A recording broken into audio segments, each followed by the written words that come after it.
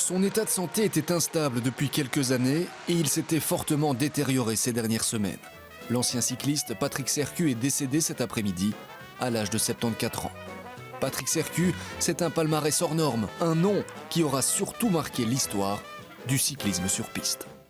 J'ai toujours quand même été un pistard. Je suis devenu routier occasionnellement. Et pour moi, quand même, mon cœur a toujours battu sur la piste.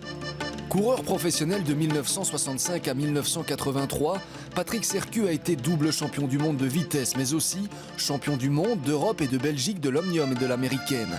Il était considéré comme le plus grand pistard du XXe siècle. Et puis, il y a l'année 64 aux Jeux Olympiques de Tokyo, où il décroche la médaille d'or sur l'épreuve du kilomètre.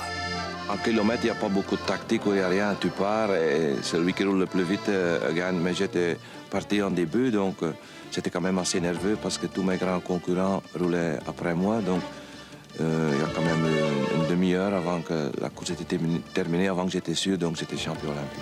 Sur la route, on retiendra ses 13 victoires d'étape sur le Giro d'Italia, 6 sur le Tour de France. Il aura même porté le maillot jaune. Patrick était formé à cause de son père, comme pistier.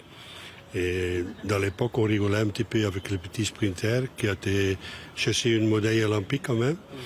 Et puis, il s'est reformé coureur de 6 jours, coureur de route, et a gagné une étape autour de France avec un échappé, je pense, de 160 km. S'il roulerait encore aujourd'hui comme jeune, je le signe avec 2 mains. Recordman de victoires sur les courses de 6 jours, il aura glané de nombreux succès avec son compagnon de route de l'époque, un certain Eddy Merckx.